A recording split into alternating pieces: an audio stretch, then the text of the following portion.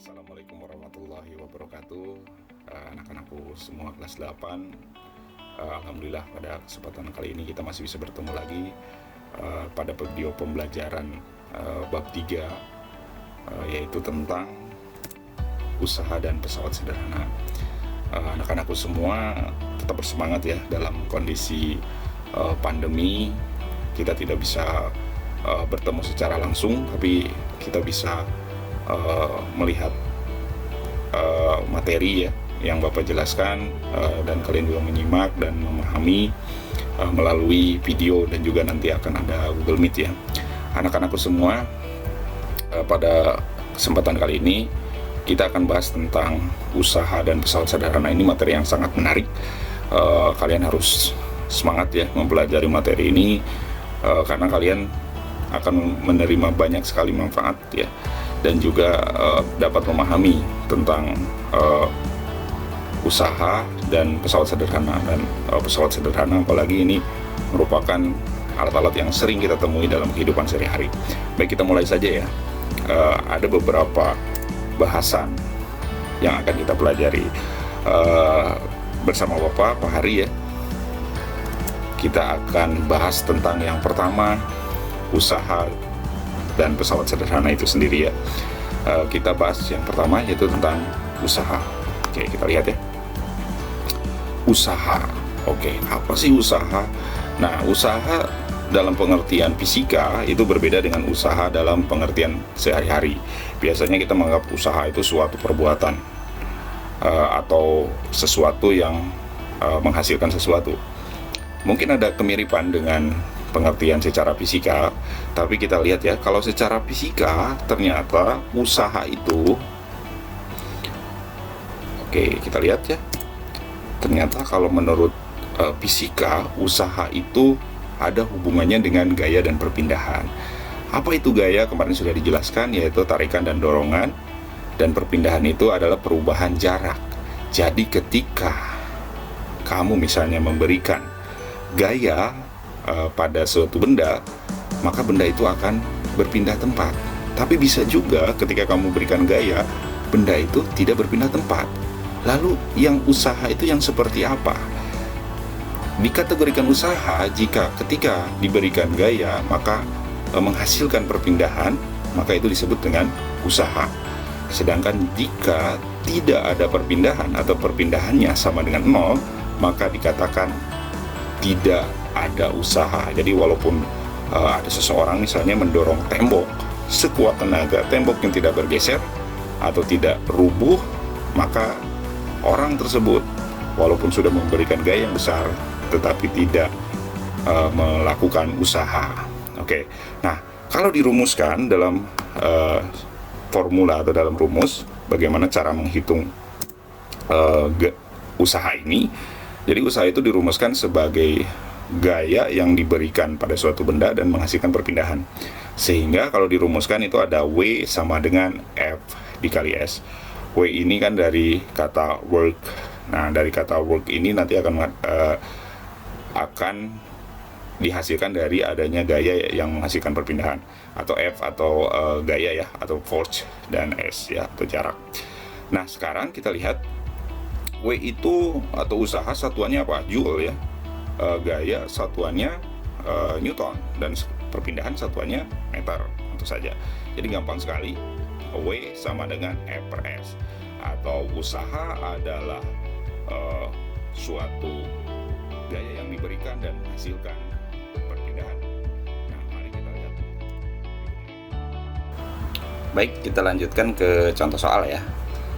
Misalnya ini ada contoh soal ya tentang usaha ya.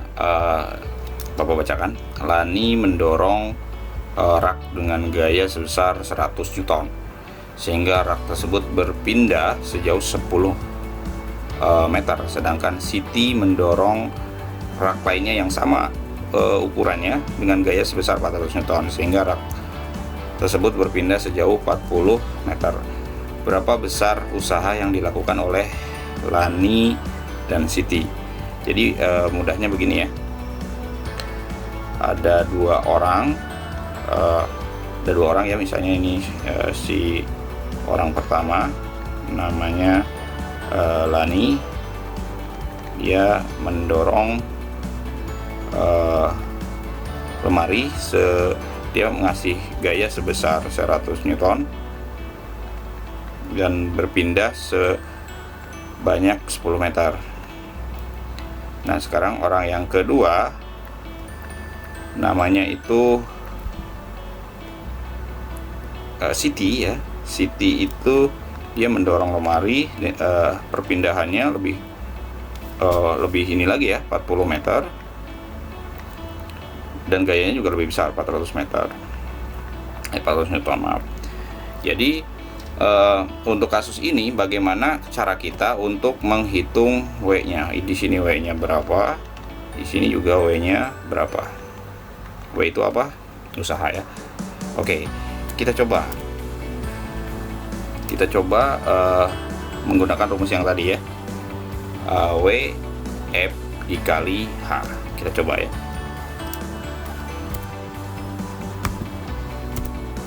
Nah, F-nya 100, kemudian perpindahannya 10, 400 perpindahan 40. Tinggal dikalikan saja bahwa W F dikali S, sehingga 100 dikali 10 untuk Lani, maka perpindahannya sebesar 1000 Joule, sedangkan Siti sebesar 16.000 Joule. Jadi besar usaha yang dilakukan oleh gaya dorong Lani adalah 1000 Joule, sedangkan Siti itu 16.000 Joule. Seperti itu ya.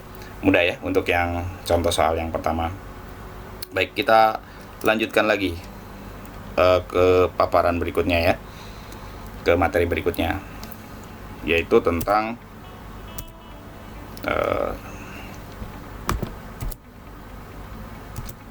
hubungan usaha dan energi. Nah, usaha dan energi ini tidak bisa terpisahkan ya, karena nanti usaha itu akan menghasilkan energi, dan untuk menghasilkan usaha juga diperlukan energi. Jadi ini saling berkaitan, saling membutuhkan gitu ya. Usaha membutuhkan energi, energi juga membutuhkan usaha. Jadi kita gambarkan bagaimana hubungan usaha dan energi. Nah, ini dalam rumus ya, dalam perhitungan matematik. Jadi dikatakan bahwa di sini ada W itu usaha ya, tadi udah Bapak sampaikan. W itu usaha. Di sini kita lihat W itu perubahan energi kinetik katanya ya. EK itu energi kinetik. W di sini adalah perubahan energi potensial. Ingat ya, energi kinetik, energi gerak ya, ini gerak. Sedangkan energi potensial itu energi karena kedudukan, posisi. Ya, nanti kita akan bahas lebih jauh lagi ya, energi potensial sama energi gerak. Oke, berikutnya kita lihat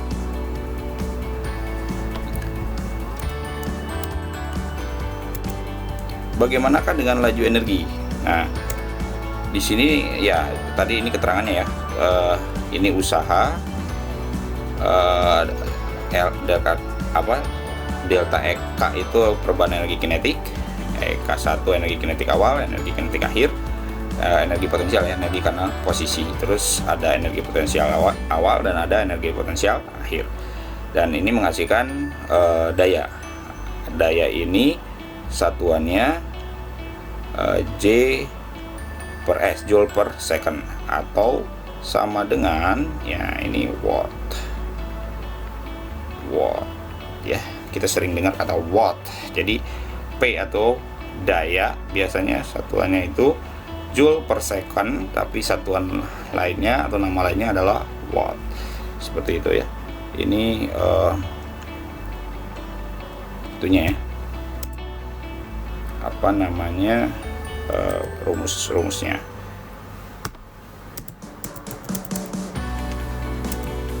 Oke, nah di sini ada hubungan antara daya,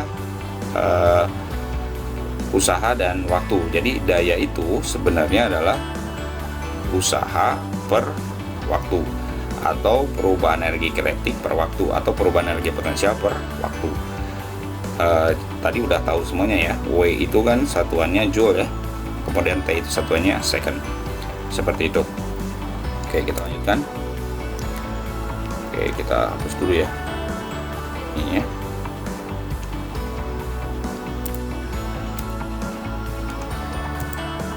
Nah, kita ke contoh soal berikutnya. Misalnya Lani memindahkan rak. Nah, ini si Lani lagi ya. Dengan usaha sekitar 1000 Joule dalam waktu 10 second. Sedangkan Siti memindahkan rak dengan usaha sebesar 16.000 Joule dalam waktu 40 second. Berapakah daya yang dikeluarkan oleh Lani dan Siti? Lagi-lagi Lani dan Siti ya. Nah, yang ini kita gunakan ya, kita lihat dulu ya diketahuinya ya. Diketahui W atau usaha Lani itu 1000 Joule ya, di sini 1000 Joule. Kemudian usaha dari Siti 16.000, ini 16.000, ini 1000. Kemudian waktu yang digunakan Lani itu 10 second, sedangkan Siti 40 second. Nah, yang ditanya P-nya. Nah, tadi kan udah tahu ya rumusnya ya. Kita pakai rumus P sama dengan W per T, atau daya itu sama dengan jumlah usaha per waktu. Nah, kita lihat lagi itunya ya. Jadi pakai rumus yang tadi saja, P sama dengan W per T. 1000 Joule per 10 second sama dengan 100 watt. Siti ya, sekarang Siti nih 16.000 per 40 sama dengan 400 watt. Jadi daya yang dikeluarkan Lani adalah 1000 watt, sedangkan daya yang dikeluarkan oleh Siti adalah 400 watt. Jadi mudah sekali pakai rumus yang ini ya, P per T, atau yang ini sama saja. Baik, itu contoh soal yang kedua. Nah, kita lanjut lagi, tapi kita hapus dulu ya biar enak dilihatnya. Oke, berikutnya kita masih ada contoh soal di sini. Oke, ini Rano. Nah, ini biasanya bukan Lani lagi ya, ini Rano. Rano berlari di lintasan melingkar. Kecepatan berlari Rano itu 2,5 meter per second ya. Ini kecepatannya. Kemudian saat melewati belokan kecepatannya berkurang jadi 19 meter per second. Jika massa Rano itu 45 kg, berapa usaha yang dilakukan Rano saat berbelok? Nah, ini berkaitan dengan W lagi ya. Kita masih berkaitan dengan W juga, tapi W ini berkaitan sama perubahan energi kinetik. Nah, yang tadi ya, W sama dengan perubahan energi kinetik per waktu. Nah, energi kinetik sendiri rumusnya adalah setengah mv kuadrat. Nah, kalau dijabarkan nanti akan seperti ini ya, kita lihat. Nah, kalau dijabarkan maka dia akan jadi ini rumusnya ya, karena di sini ada dua kecepatan, ada kecepatan awal dan kecepatan akhir. Di sini maka si V-nya di sini satu ya, di sini ada dua karena di perubahan kecepatannya ada V2 atau V akhir, ada V1, yaitu tadi ya ketika si Rano itu berlari kemudian dia diperlambat ketika dia berbelok. Kamu juga kalau lagi jalan tiba-tiba berbelok kan kecepatannya jadi berkurang, sehingga digunakan rumus W setengah M P2 kuadrat dikurangi V1 kuadrat. Sehingga masukin aja angkanya, setengah dikali 45 1,9 meter per second dikurangi 2,5 meter per second. Kemudian setengah kali 45 kg. Nah, ini 3,61 ini tadi ya, 1,9 dikuadratkan, yang ini 2,5 dikuadratkan jadi 6,25. Dan setelah dikalikan hasilnya adalah 59,4 Joule. Dan usahanya bernilai negatif. Kenapa bernilai negatif? Karena tadi kecepatan Rano berkurang. Jadi usaha yang dilakukan Rano saat berbelok adalah sebesar ini, 59,4 Joule. Nah, itu kita masih bahas tentang hubungan usaha ya dengan energi. Ya, ini dengan energi kinetik. Kalau yang tadi dengan daya ya. Nah, sekarang kita ke berikutnya. Oke, kita bersihkan dulu layarnya. Nah, kita bahas tentang pesawat sederhana. Nah, ini pesawat sederhana ini apa sih pesawat sederhana? Oke, kita bahas ya. Jadi bukan beneran pesawat ya. Ini kita sudah sering bahas di SD ya. Waktu kalian masih SD juga ini sudah belajar ya. Nah, ini mungkin di SMP kita lebih ke ada perhitungannya dan juga lebih detail lagi. Nah, pesawat sederhana kita bahas dari pengertian dulu pesawat sederhana. Apa sih pesawat sederhana itu?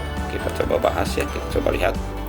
Pesawat sederhana ini adalah peralatan yang bisa memudahkan pekerjaan manusia yang tadinya masaknya begitu berat akan jadi lebih ringan kalau menggunakan pesawat sederhana.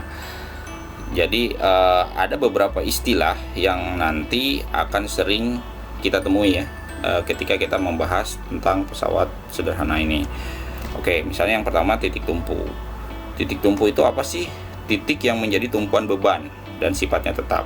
Nah, nanti kita akan lihat di gambarnya ya. Kemudian ada titik beban. Beban itu yang tempat melekatnya beban ya. Jadi nanti inilah beban yang akan dipindahkan. Nah, tapi memerlukan titik tumpu dan kuasa. Nah, ini kuasa ini tempat yang diberikan gaya kuasa. Biasanya yang memberikan gaya kuasa ini bisa mesin, bisa manusia ya. Nah, ini nanti akan menyebabkan bendanya itu berpindah atau bergerak. Nah, itu pengertian pesawat sederhana dan istilah-istilah yang sering ditemukan di atau yang nanti kita akan banyak bahas di pesawat sederhana ini. Baik, kita hapus dulu, terus kita ke berikutnya ya. Oke, nah macam-macam dari pesawat sederhana ya. Kita bahas jenis-jenis pesawat sederhana. Ada yang pertama yaitu ini ya, tuas atau nama lainnya pengungkit ya. Tuas pengungkit ya sama aja ya, itu juga ya. Jadi kamu jangan sampai salah gitu ya, karena tuas itu pengungkit juga, jadi itu hanya nama lain. Kemudian ada bidang miring, ada roda bergandar, ada katrol. Nah, yang akan kita bahas pertama yaitu tentang pengungkit.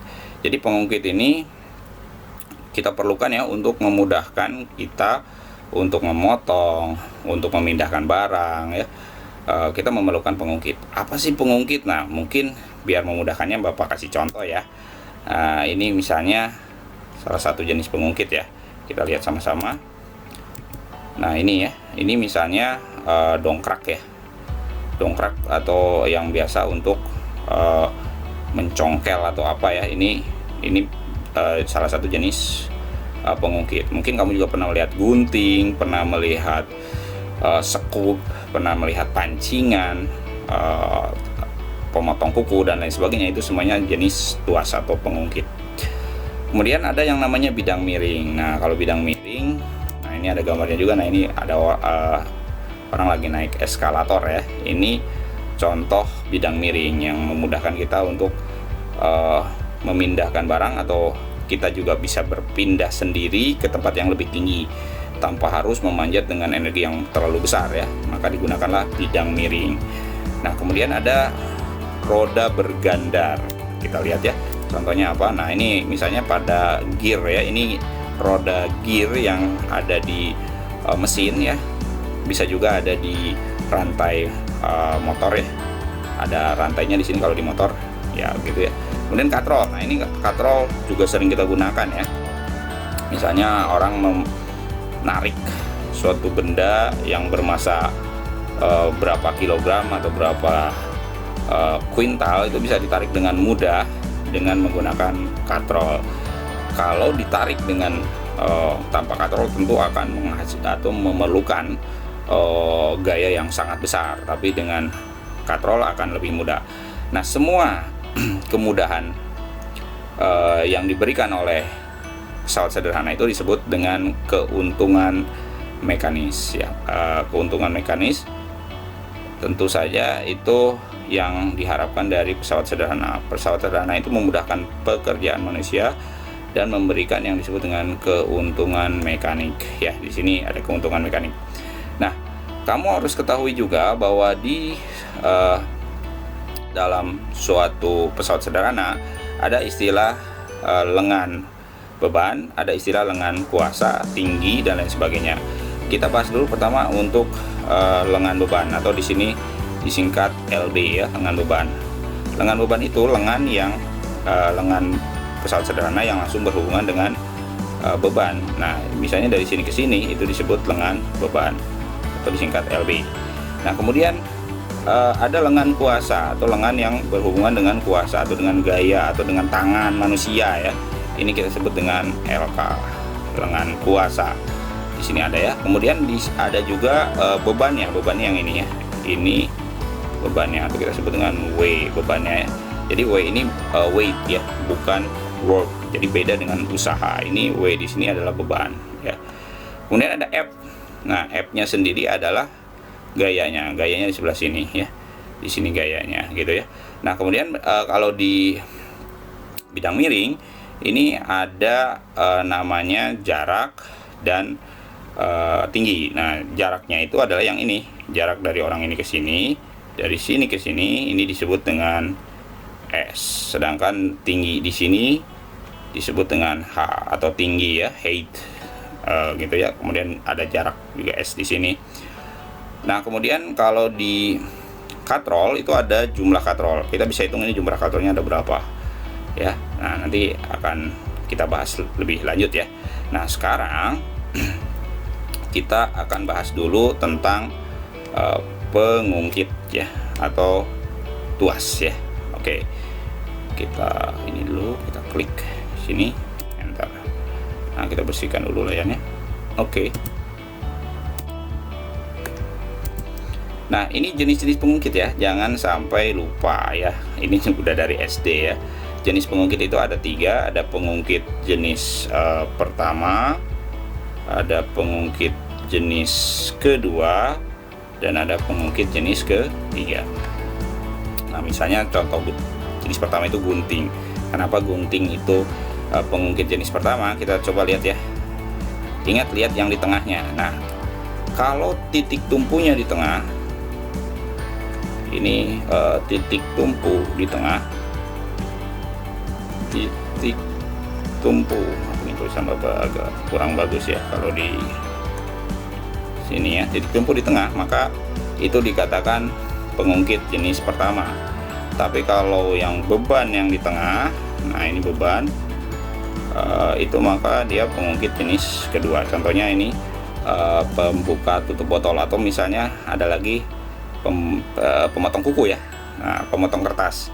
Nah, itu contoh jenis kedua, bebannya di tengah. Jadi kalau kita lihat di sini, yang ini titik tumpunya, ininya, ini tumpunya ya, tumpu. Yang ini bebannya ya, bebannya di tengah. Nah, yang ini yang dekat dengan lengannya itu kuasanya. Nah, kemudian kalau jenis ketiga ini yang di tengah adalah kuasa. Nah, ini kuasanya di tengah. Jadi dia, kalau yang jenis ketiga ini, yang ini ya, kita lihat titik tumpunya di sini ya. Di sini tumpu. Nah, tengahnya ini tumpunya sini ya, maaf. Ini tumpu. Ya. Nah, di sini bebannya kan ya. Oke, di sini bebannya. Ini contohnya pinset ya, dan di sini adalah kuasanya. Jadi kalau itu di tengahnya kuasa, itu berarti dia pengungkit jenis 3. Dan yang ini nih, ini kan bebannya ya. Di sini beban. Di sini adalah kuasa ya, dan yang di sini adalah titik tumpu. Jadi kalau pengungkit jenis pertama titik tumpu di tengah, jenis kedua beban yang di tengah, jenis ketiga adalah kuasa yang di tengah. Nah, itu semuanya adalah jenis-jenis pengungkit ya. Nah, harus sampai ingat apa saja pengungkit jenis 1, 2, 3 dari tadi ya, dari posisi letak yang di tengah tadi. apakah kuasanya di tengah, apakah bebannya di tengah, atau titik tumpunya yang di tengah. Baik, kita berikutnya nih, bagaimana cara perhitungan untuk mengukur tadi ya, mengukur beban, mengukur gaya, lengan kuasa, lengan beban. Nah, ini ada tadi udah ada rumusnya ya. Nah, sekarang kita cek satu soal.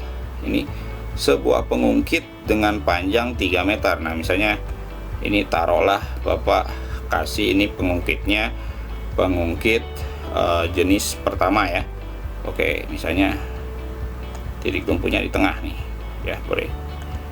Oke, ini panjangnya 3 meter. Nah, misalnya 3 meter ya. Digunakan untuk mengangkat batu sebesar 2000 Newton. Nah, berarti di sini bebannya ya.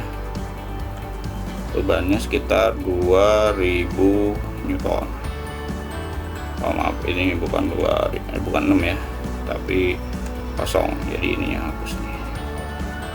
Harusnya ini kurang ini ya, 2000 Newton ya. Ininya panjangnya 3 meter. Digunakan untuk mengangkat jika panjang lengan kuasa. Nah, lengan kuasanya itu berarti kalau ini lengan bebannya dari sini ke sini ya. Oke, berarti kuasanya itu yang ini ya, karena ini beban. Ini lengan beban LB ya. Yang ini berarti LK. Nah, karena ini LK ininya LK-nya berapa? 2,5 ya. 2,5 meter. Maka kita bisa simpulkan dari sini ke sini atau LB-nya berarti 3 dikurangi 2,5 berarti berapa? Sekitar 0,5 meter saja ya lengan bebannya yang ini LB-nya ya. Maka kita tahu LK-nya 2,5, LB-nya 0,5, bebannya 2000 ya, dan itu yang diketahui ya, LK, LB sama bebannya. Nah, kita lihat L di sini panjang pengungkitnya 3 meter ya, LB-nya nah kita tahu tadi 0,5 ya. Kemudian sebentar, ini harus diklik dulu ya. Nah, FB-nya 2000 Newton tadi ya. FB itu berarti bebannya. Kemudian LK-nya 2,5 meter ya. Kemudian ditanya gaya kuasa, berarti gaya kuasa ini FK ya. F itu gaya kuasanya ya, K ya, disingkat FK. Terus ditanya lagi keuntungan mekanisnya atau M-nya ya. M-nya berapa atau KM ya, bisa M bisa KM ya. Di sini KM aja kita tulis ya, KM. Ditanya KM. Nah, oke. Sekarang kita lihat ya, rumusnya bagaimana. Nah, ini kan rumusnya ya. FK dikali LK ya, atau gaya kuasa dikali lengan kuasa sama dengan FB dikali LB. Ini sebenarnya dari W juga ya, dari rumus ini W1 W2 ya. Nah, kemudian setelah itu karena yang ditanyakan adalah FK, FK-nya ditanyakan ya, maka kita cari yang FK-nya saja. Maka ketika dicari yang FK-nya saja, oke, maka FK-nya FB dikali LB per LK, berarti yang ini turun ke bawah, yang LK turun ke bawah. Nah, kemudian 2000 dikali 0,5 dibagi 2,5, hasilnya adalah 400 Newton. Jadi kita dapatkan untuk gaya kuasanya 400 Newton. Nah, berikutnya kita akan cari keuntungan mekanis atau KM. Nah, gimana rumus keuntungan mekanis? Keuntungan mekanisnya rumusnya adalah FV atau gaya bebannya dibagi dengan gaya kuasanya, yaitu 2000. Nah, kita udah dapat ya, ini 2000 nih dibagi 400. 400 dari mana? Dari yang tadi sudah kita hitung. Jadi dapatlah 5. Ini nggak ada satuannya ya. Jadi keuntungan mekanisnya itu 5 ya. Jadi ini menguntungkan 5 kali begitu ya. Nah, ini rumus untuk tadi ya, pengungkit. Semua ada tugas nanti ya yang harus dikerjakan. berkaitan dengan ini ada contoh soalnya, nanti kalian tinggal ikutin aja contoh soalnya, kemudian kalian kerjakan sesuai dengan contoh soal itu. Baik, Bapak harap kalian bisa memahami materinya. Lebih jauh lagi kalian bisa membaca di buku paket, di sumber internet, dan masih banyak lagi mungkin YouTube dan juga Google dan lain sebagainya. Sekarang banyak sekali sumber belajar, bukan hanya dari Bapak. Baik, akhir kata Bapak mengucapkan permohonan maaf kalau ada di dalam konten video ini yang kurang berkenan atau kurang sempurna. Bapak tutup untuk kegiatan hari ini. Billahi taufiq wal hidayah. Wassalamualaikum warahmatullahi wabarakatuh.